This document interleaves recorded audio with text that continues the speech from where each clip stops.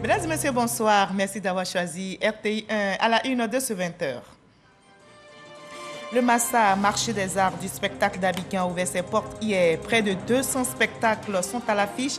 Le Premier ministre Patrick Kachi invite les artistes à s'inscrire dans l'innovation, notamment celle de la transformation digitale. Nous évoquerons les innovations dans ce 20h avec la ministre de la Culture, Arlette Badungue-Sankwame.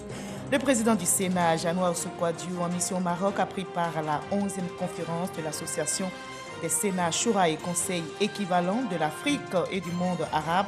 En marge de la rencontre à Rabat, il s'est entretenu avec le président de l'ACK. La coopération entre les deux institutions a été évoquée. Le rideau est tombé sur la 58e édition du Salon international de l'agriculture de Paris. Et le pari a été tenu malgré la crise sanitaire. La Côte d'Ivoire, à travers le ministère d'État, ministère de l'Agriculture et du Développement rural, a noué plusieurs partenariats et annonce des investissements dans le secteur agricole.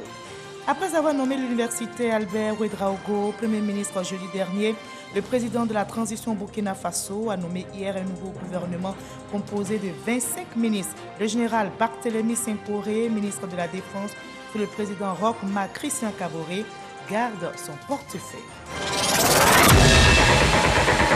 Bienvenue sur RTI 1. Abidjan est aux couleurs du Massa. Le marché des arts du spectacle d'Abidjan a ouvert ses portes hier au Palais de la Culture de Treichville. 26 pays y participent. La 12e édition ouvre le débat sur les industries créatives, le défi des contenus. Au programme, il y a près de 200 spectacles. Le Premier ministre Patrick Kachi invite tous les artistes à s'inscrire dans l'innovation, notamment celle de la transformation digitale des réseaux. Alexis Ruidrao. Du son, de la danse, de la couleur. Ce samedi, au Palais de la Culture de Treichville, Abidjan devient la capitale africaine du monde des arts. Le Massa 2022, c'est plus de 182 spectacles, 98 groupes venus de 26 pays. Tous les spectacles du Massa In et du Massa Off sont totalement gratuits. Par conséquent, le public est invité à investir tous les lieux de spectacle. Pour le ministre de la Culture, cette 12e édition est l'occasion de réaffirmer l'existence d'une économie créative, la possibilité de faire des exploits et de répondre aux besoins de la jeunesse. Le thème du Massa 2022, les industries culturelles et créatives, le défi des contenus, est un appel à la professionnalisation des métiers des arts et une invitation à nourrir notre imaginaire des richesses de notre patrimoine culturel. Le Massa est aussi un espace économique. En effet, dans le contexte nouveau, marqué par la puissante polarisation des réseaux sociaux, les scènes transcendent l'espace et le temps. Je ne doute donc pas qu'ici, des carrières prendront forme.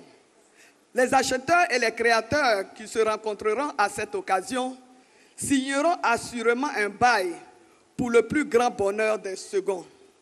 Tel est notre espoir pour la communauté des artistes africains. Président cette rencontre, le Premier ministre salue cet événement aujourd'hui vitrine de créativité et d'opportunités. Patrick Kachi invite les artistes à prendre conscience de la richesse du secteur des arts à l'heure du numérique. Il nous faut prendre conscience de ce joyau, le protéger, le chérir, l'aider à grandir encore, encourager nos talents, nos artistes, former nos professionnels, faire grandir nos artistes en herbe, placer la culture comme une pierre angulaire du nouveau destin de l'Afrique pour le siècle qui vient. Un destin de modèle et d'inspiration pour le reste du monde. Rappelant les efforts du gouvernement à promouvoir le secteur, Patrick Kachi reconnaît que beaucoup reste à faire. Sur ce sujet, plus qu'encore que sur d'autres, les soutiens bilatéraux et multilatéraux, mais surtout les investissements d'acteurs privés experts de ce secteur industriel permettront un développement puissant et durable du monde des arts et de la culture en Côte d'Ivoire et dans toute l'Afrique. Chers partenaires au développement, chers investisseurs, vous avez entendu mon message. Osez, venez, nous vous attendons. Nos artistes vous attendent pour inventer et écrire de formidables histoires artistiques en Côte d'Ivoire pour l'Afrique et le monde entier. Cette personnalité du monde culturel ivoirien ont été, au cours de cette cérémonie d'ouverture, élevés dans l'ordre national. Le Massa, lui, refermera ses portes le 12 mars prochain. Quels sont les enjeux, défis et innovations de cette 12e édition du Massa? Eh bien, pour en parler, nous avons avec nous sur ce plateau la ministre de la Culture, de l'Industrie, des Arts et du Spectacle, Arlette Badungé-Sankwame. Bonsoir, Madame la ministre. Bonsoir, Marie-Laure. Alors, la 12e édition du Massa a été lancée hier, on l'a vu, au Palais de la Culture de Treichville. C'est le premier Massa que vous organisez en votre qualité de ministre de la Culture. Quel est l'enjeu pour vous? Bien, je voudrais d'abord vous remercier. L'enjeu pour moi réside principalement dans la volonté du chef de l'État de relancer à travers ce Massa les activités culturelles et surtout de donner espoir aux artistes de Côte d'Ivoire qui ont été impactés par le contexte de la Covid-19. Et ensuite de pouvoir enclencher le processus d'industrialisation voulu par le chef de l'État en insistant sur la formation et surtout en introduisant le facteur digitalisation dans notre patrimoine culturel, à travers la formation des créateurs, de tous les acteurs du monde culturel. Alors, vous touchez du doigt donc les innovations. Vous pouvez donc les lister pour nous, les grandes innovations, parce que d'un Massa à un autre, on enregistre des nouveautés. Bien entendu, nous sommes allés pour ce Massa principalement sur l'existant, mais l'innovation majeure, c'est la formation, d'insister vraiment sur la formation pour que nos artistes puissent intégrer dans leur façon de faire, dans leur création, le volet digitalisation comme le Premier ministre l'a dit hier, parce qu'avec la situation de Covid, il nous faut changer de paradigme, de manière de faire et surtout, en plus de l'exercice classique des activités culturelles, il va falloir maintenant intégrer ce volet digitalisation pour être professionnel et surtout vendre convenablement les produits culturels. D'accord. Alors, est-ce qu'on peut avoir une idée des artistes? Est-ce que les artistes ivoiriens répondent? C'est le Massa, nous avons le leader, surtout qui l'organisons, pas de marché des arts du spectacle d'Abidjan, c'est nous qui l'organisons. Est-ce que le public ivoirien répond effectivement, ou bien les artistes ivoiriens s'intéressent au Massa? Bien entendu, les artistes ivoiriens s'intéressent au Massa. Nous avons 30 artistes, groupes artistiques qui sont parmi les 98 sélectionnés par le comité international artistique. Et en plus, nous avons une cinquantaine qui vont faire des prestations, des spectacles à travers tous les sites sélectionnés, qu'il s'agit du Palais de la Culture, de l'Institut Goethe, de l'Institut français, du Yelams, et sur les communes de Yopougon, Grand Bassam et Cocody. Voilà. Alors, on entend parler de Massa In. On sait que le Massa, c'est une tribune, comme vous l'avez dit, qui est offerte aux artistes et promoteurs. Dites-nous la différence qu'il y a entre Massa In, Massa Off. Ce sont des thèmes techniques, certainement pour les téléspectateurs qui nous regardent et qui aimeraient en savoir davantage. C'est deux appellations, mais qui ont le même objectif. Il s'agit pour le Massa In de tous les artistes qui ont été sélectionnés par le comité international artistique. Pour cette année, nous avons 98, dont 30 Ivoiriens, et qui vont se présenter devant les experts du monde culturel qui sont là et vont faire des prestations à l'effet de se vendre. Comme on le dit, nous sommes sur un marché. Et pour le volet off, il s'agit de tous les artistes qui n'ont pas pu être sélectionnés et qui vont aussi donner des spectacles, qui vont être sur tous les sites identifiés tout à l'heure, qui vont faire des prestations qui n'en demeurent pas moins importants puisque les experts et tout le public qui il y a seront là pour les suivre. D'accord. Alors, près de 200 spectacles sont à l'affiche de cette 12e édition. Vous avez tout à l'heure listé les sites où vont se dérouler les spectacles. Mais comment le public peut-il participer? Est-ce que c'est gratuit? quelle est l'organisation pratique mise en place pour leur faciliter de pouvoir rallier tous ces sites-là et vibrer au rythme du Massa 2022? Je voudrais encore insister pour dire que tous les spectacles, tous les 200 spectacles sont gratuits et nous avons pris des dispositions au niveau du transport pour acheminer les publics sur les différents sites et aussi nous avons misé sur les dispositions sanitaires, les dispositions sécuritaires pour rassurer tous ces publics qui vont déferler vers ces sites-là. Et je pense que... La fête sera belle. La fête sera belle. Alors le programme, il n'y a pas que les artistes, il n'y a pas que le volet musical. Non, il y a la formation, il y a la mise en relation, il y a les B2B, comme on l'appelle. Et il y a la formation, nous avons une dizaine de panels qui seront animés par des professionnels, des experts qui sont là. Nous avons aussi des rencontres B2B et nous avons la formation en style masterclass au niveau de l'INSAC pour mettre en pratique tout ce que nous allons enregistrer comme information, comme formation pour permettre à nos artistes d'être vraiment des professionnels, surtout dans ce contexte post-Covid qui devient beaucoup plus compliqué d'être sur les marchés internationaux. D'accord. Alors, quelles sont les retombées au plan culturel, économique pour ces artistes et pour notre pays, puisque c'est nous qui l'organisons? D'abord, pour notre pays, c'est une très grande visibilité au niveau international et cela va renforcer notre positionnement en tant que hub de la culture, à l'instar du FESPACO. La Côte d'Ivoire, durant une semaine, sera la capitale culturelle mondiale avec toutes les caméras qui sont braquées sur la Côte d'Ivoire. Et au niveau des artistes, c'est de leur offrir d'autres horizons par les mises en relation et aussi leur permettre de vendre véritablement leurs produits culturels. Nous avons aussi une très grande exposition au niveau du Palais de la Culture avec plus de 70 stands pour les artisans culturels. Et donc, à ce niveau, il y a des retombées. Aussi, au niveau économique, il faut voir toute cette chaîne de valeur qui se crée autour du Massa avec 1600 festivaliers qui vont s'héberger, qui vont se restaurer, qui seront transportés.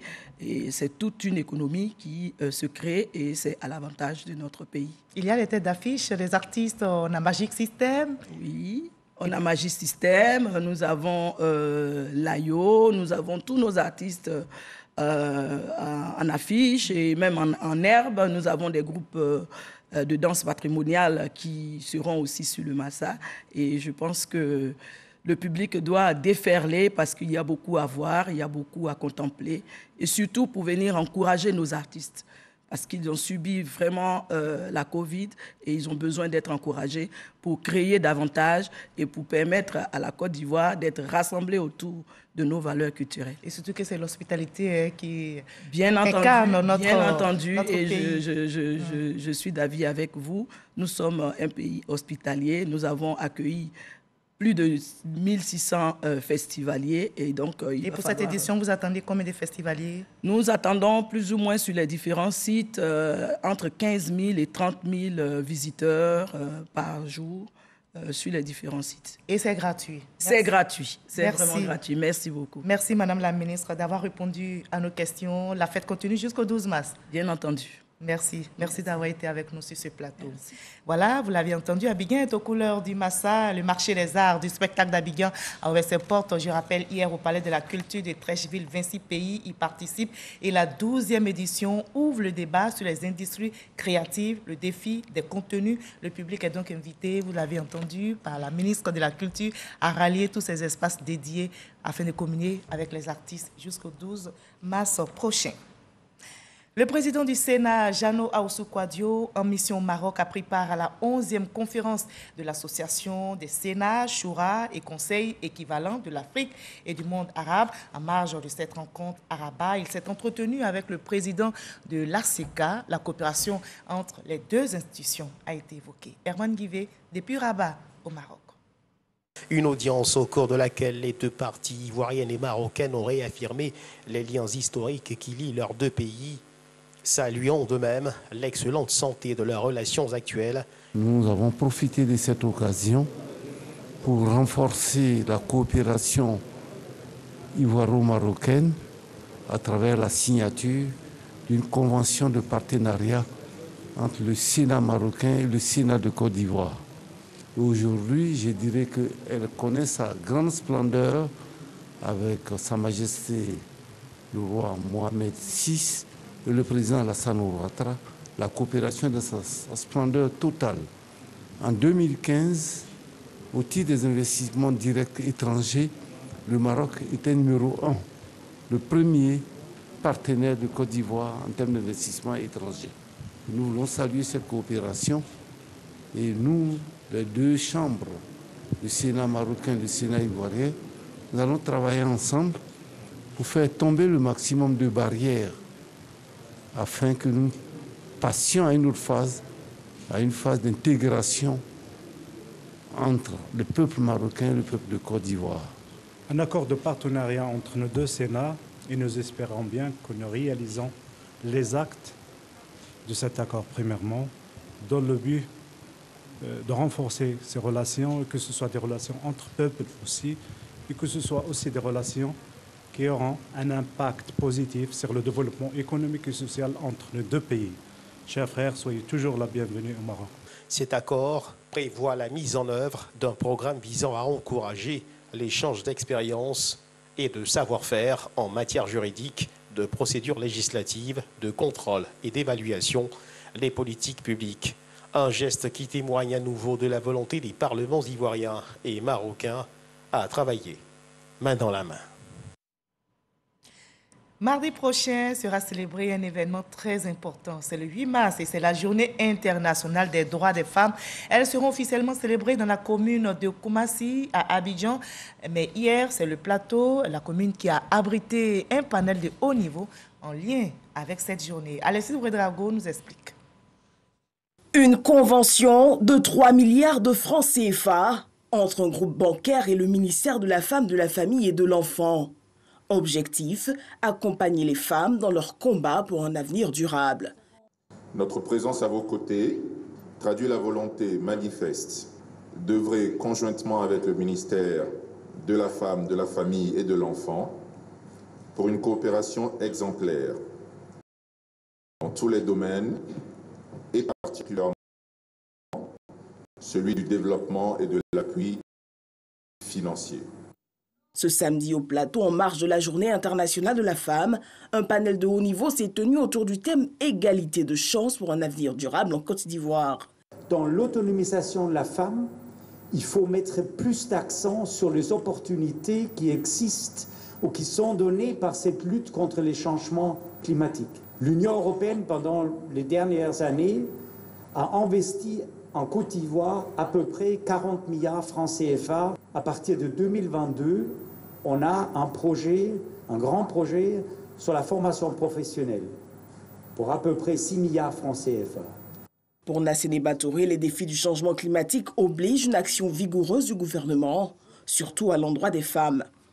Le gouvernement est résolument engagé dans la mise en œuvre des initiatives en mettant l'accent sur le financement de solutions climatiques équitables pour les sexes en vue de renforcer le leadership des femmes dans l'économie verte et leur résilience face aux impacts et aux catastrophes climatiques.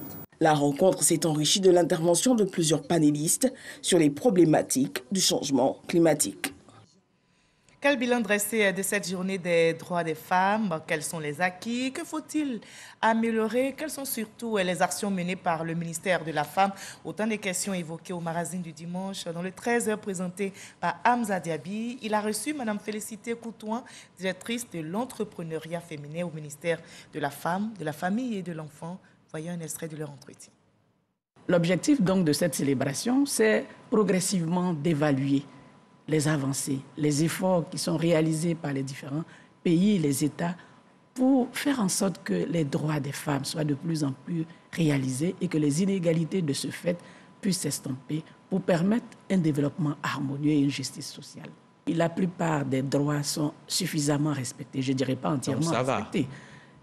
Je ne peux pas dire que ça va tout à fait, parce que j'attends mieux que cela. Mais aujourd'hui, nous constatons qu'avec la politique de l'école obligatoire, les petites filles ont accès à l'école. Beaucoup plus d'opportunités sont offertes aux femmes pour réaliser leurs droits, tous les droits. Il ne peut pas avoir de développement durable, vous convenez avec moi, si les conditions de vie sociale ne sont pas améliorées. Les conditions d'accès à l'éducation, d'accès à la santé, d'accès à l'eau, toutes ces choses inhérentes à la vie, si ces conditions sociales ne sont pas réalisées, il ne peut pas avoir de développement qui ait un début de durabilité. Il faut également prendre en compte la nécessité de garantir la paix sociale. Et la femme doit être un élément, un acteur principal de la recherche de la paix, de la cohésion. Elle doit être impliquée au même titre que l'homme dans les aspects de recherche. Et le volet environnemental? Du point de vue de l'environnement, c'est notre berceau à tous. L'environnement, nous y baignons, nous y vivons, nous profitons de ces ressources.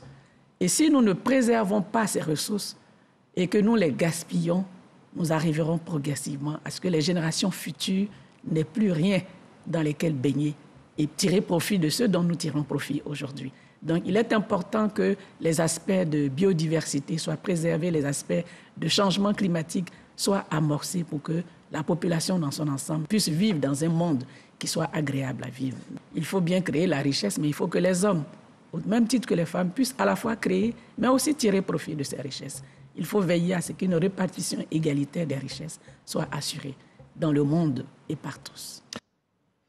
Le ministre-gouverneur du district autonome du Yoruba, Moussa Dosso, a été officiellement installé dans ses nouvelles fonctions à la place de la République de Séguéla. Et c'était en présence du président de l'Assemblée nationale par intérim, Adama Bictogo, le ministre-gouverneur du Yoruba, regroupant les régions du Bafing, du Béré et du Ourodougou, entend œuvrer pour le rayonnement du district dont il a désormais la charge.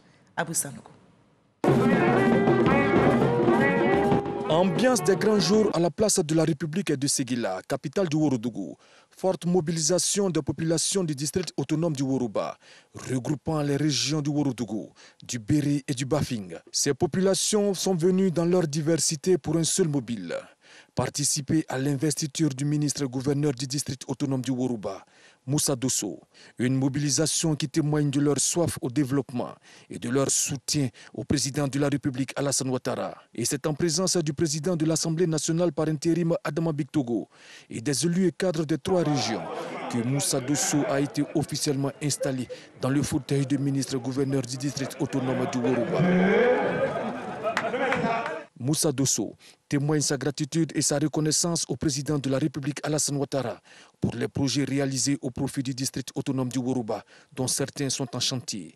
Il entend pour cela mener des actions concrètes au profit des populations. Il s'agira pour nous donc de mener de façon diligente des actions concrètes au profit de nos populations en matière d'eau, en pompe hydraulique, améliorer les villages qui en sont dépourvus afin de rendre l'accès de l'eau potable à tous.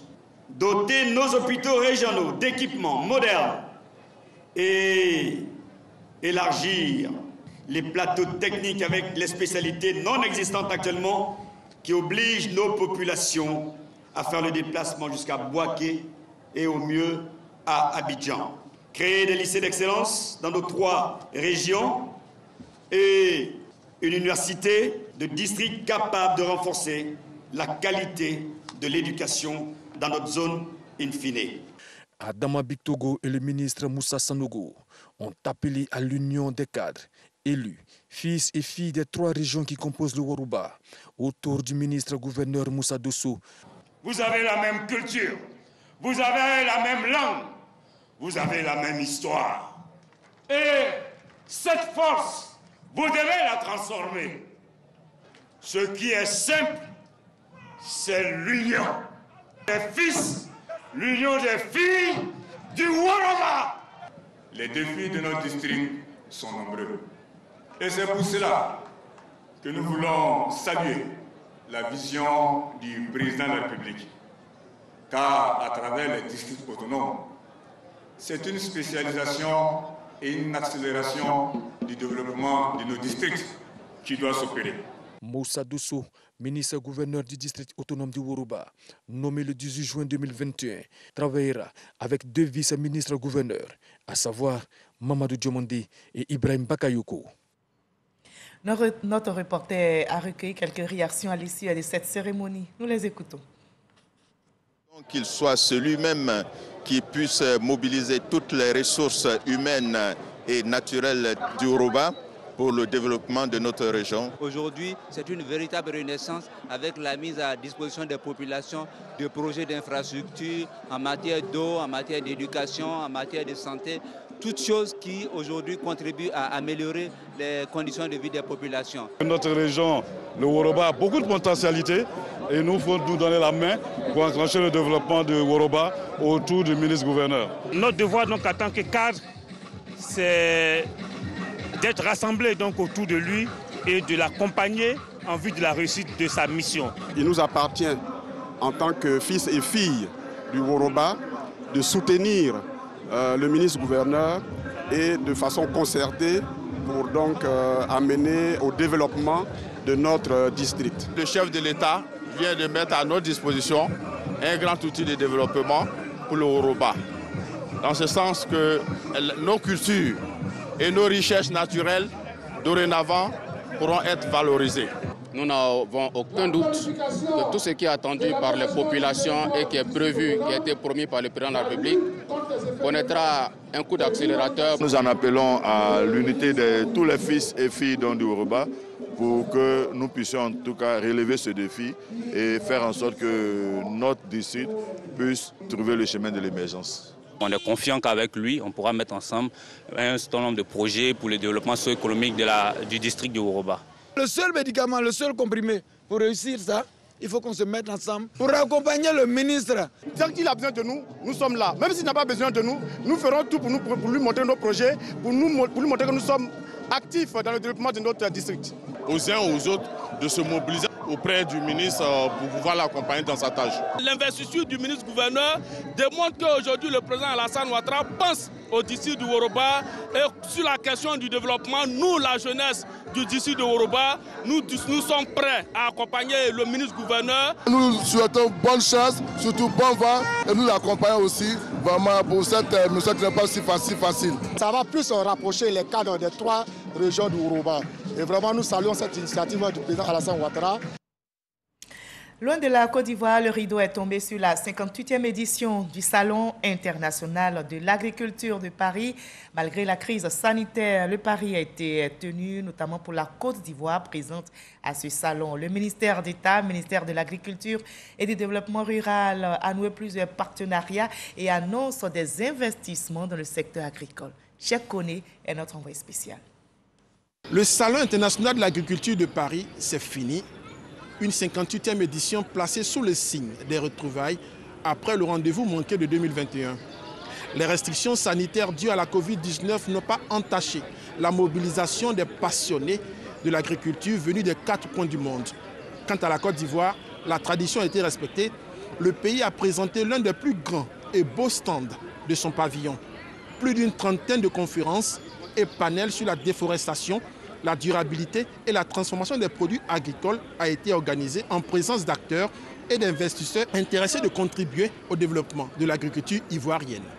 Vu les informations qui nous parviennent et au regard de ce qui nous entoure, nous disons que nous avons fait un grand salon avec des stands appropriés et où des produits made in Côte d'Ivoire ont été exposés et nous en sommes vraiment fiers de savoir que la Côte d'Ivoire a été dignement représentée. Grâce donc à son Excellence M. Alassane Ouattara, au Premier ministre, nous avons pu avoir des moyens pour pouvoir faire ce salon. L'objectif aujourd'hui, c'est de faire en sorte que nous ayons une économie structurelle basée sur la notion de transformation, sur la notion de conservation. Dans l'ensemble, la 58e édition du SIA de Paris est un pari réussi de la participation de la Côte d'Ivoire qui démontre ainsi toute sa place dans l'agriculture mondiale. Voilà, c'était Cheikh Koné depuis Paris. Sur place ici, la ministre d'État, ministre des Affaires étrangères, de l'intégration africaine et de la diaspora, Kandia Camara, était ce week-end à Yamoussoukro. Elle a pris part à la 9e édition du championnat inter-école de l'Institut national polytechnique Félix Houphouët-Boigny. La ministre d'État a salué l'excellence dans ce prestigieux pôle de formation et a salué également l'intérêt que ces futurs ingénieurs accordent au sport, nous rapporte Kadesso Oudougou.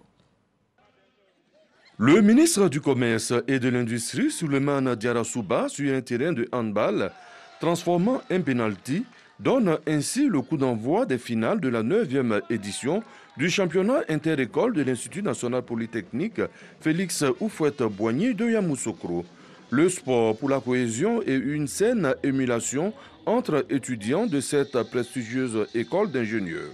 Son directeur général Moussa Kader Diaby, en présence de la ministre d'État, ministre des Affaires étrangères, de l'intégration africaine et de la diaspora, Kandia Camara, a su planter le décor. Dans une école aussi prestigieuse que l'INPHB, démontrer que nous pouvons allier sport et études. Et cette 9e édition, placée également sous le thème du sport et de la digitalisation, montre également que le sport ne peut pas être déconnecté en fait des objectifs de développement. Athlétisme, volleyball, basketball, handball, football, etc. La dizaine d'écoles que comporte l'INPHB avait pour parrain sportif Bonaventure Kalou, ancien international de la SEC Mimosa et des éléphants de Côte d'Ivoire. C'est l'occasion de saluer vivement cette initiative pour avoir intégré dans votre système de formation le sport qui reste un véritable facteur de cohésion et de rassemblement. Des étudiants brillants et assidus au cours, bons également au sport. Kandia Camara n'est pas passé par 4 chemins pour féliciter l'initiative de la direction générale de l'INPHB. Le sport vous aidera à pratiquer la vie en société. Il favorise en effet la cohésion entre les acteurs, le respect de l'autre, l'humilité face à l'effort, le dépassement de soi, le courage et aussi la passion du bien et du bon. La présente cérémonie est bien plus qu'utile. Elle est nécessaire, voire indispensable pour vous, chers étudiants. Des écoles comme l'ESI, la CPGE ou encore les STP ont raflé de nombreux trophées.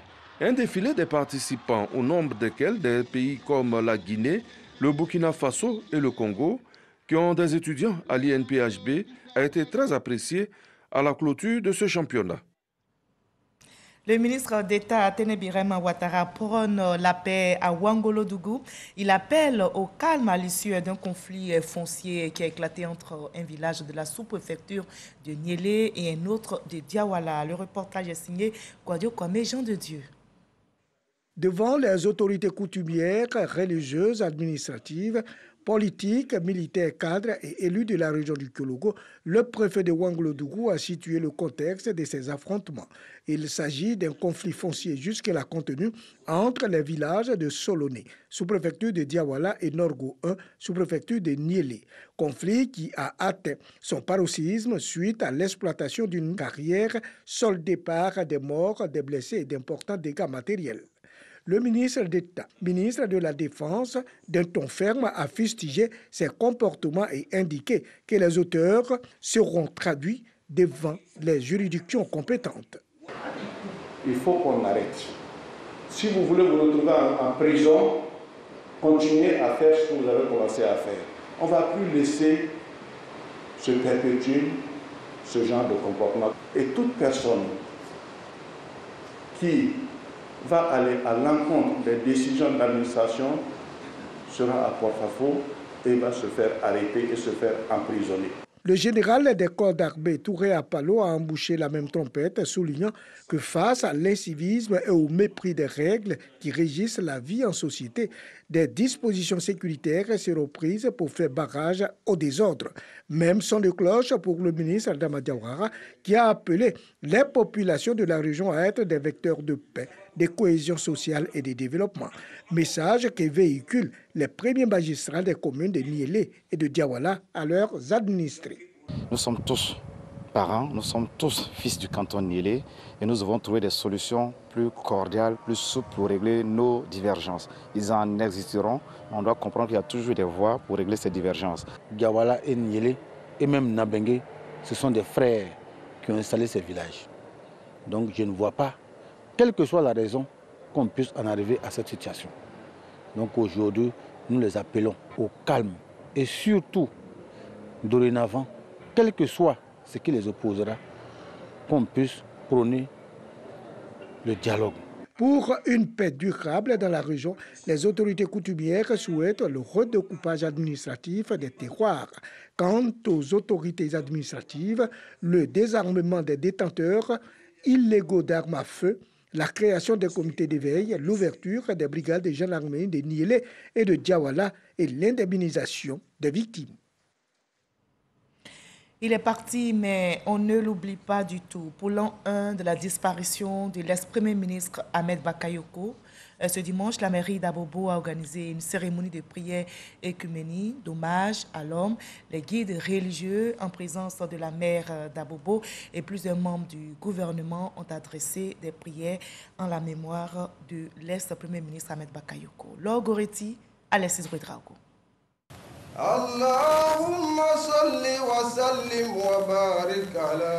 Lecture du Coran et prière pour le repos de l'âme de l'ancien Premier ministre Ahmed Bakayoko. Pour la première année de l'anniversaire de son décès, les guides religieux chrétiens et musulmans ont prié en sa mémoire. C'est une nécessité dans l'islam, c'est une demande, c'est une instruction de Dieu et de son messager Mohammed sallallahu alayhi wa sallam, que lorsque nous perdons des êtres chers, des croyants, que nous puissions prier pour eux, faire des sacrifices pour eux, parce que là où ils sont, ils ne peuvent plus prier pour eux-mêmes, ils ne peuvent plus faire des sacrifices. Il était bon, Ahmed Bakayoko. Il a marqué les cœurs et les esprits. Même les enfants continuent de se souvenir de lui. Pour un tel homme, dans l'esprit des Ivoiriens, il n'est pas mort, il vit par le Créateur, notre Seigneur. En présence des membres de sa famille biologique, politique et du gouvernement, le maire de la commune d'Abobo, Kandia Kamara, a rendu hommage à Ahmed Bakayoko, l'homme du peuple. En parlant d'Ahmed Bakayoko, nous avons une pensée aussi pour sa famille. Nous prions Dieu afin qu'il les fortifie, afin qu'il leur donne la force de continuer de supporter cette épreuve extrêmement difficile. Que Dieu le Tout-Puissant exauce toutes les prières, toutes les bénédictions qui ont été faites pour le repos de l'âme de notre frère El Hadj Ahmed Bakayoko. Avec elle, sa formation politique, le RHDP. Cette cérémonie œcuménique montre encore l'homme Ahmed, l'homme du rassemblement, l'homme qui a su intégrer en lui toutes les différences. Et je voudrais, au nom du parti, au nom du président du parti, au nom de tous les cadres du parti, lui dire encore une fois de plus et dire à sa famille qu'Ahmed reste dans nos cœurs. L'ex-premier ministre Ahmed Bakayoko est décédé le 10 mars 2021. Il aurait eu 57 ans cette année. Voilà le point Covid du jour en Côte d'Ivoire.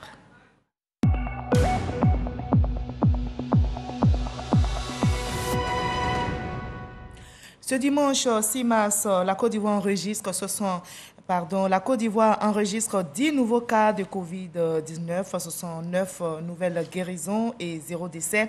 À la date du 6 mars, la Côte d'Ivoire, notre pays, compte 81 556 cas confirmés, dont 80 383 personnes guéries et 795 décès au total. Après avoir nommé l'universitaire Albert Ouedraogo Premier ministre jeudi dernier, le président de la transition au Burkina Faso, Paul-Henri Sadango Damiba, a nommé hier samedi un nouveau gouvernement composé de 25 ministres. Le général Barthélemy Simporé, déjà ministre de la Défense sous le président Roch-Marc Christian Kaboré, garde son portefeuille. Par ailleurs, la période de transition avant un retour à l'ordre constitutionnel a été fixée à 3 ans avant de nouvelles élections pour lesquelles le président de la transition ne sera pas éligible. Voilà, c'est la fin de ce 20h. Merci de nous avoir suivis. L'actualité revient à 23h avec Abdoulaye Koné. Très belle soirée. Prenez soin de vous. Continuons de promouvoir la paix dans notre beau pays, la Côte d'Ivoire.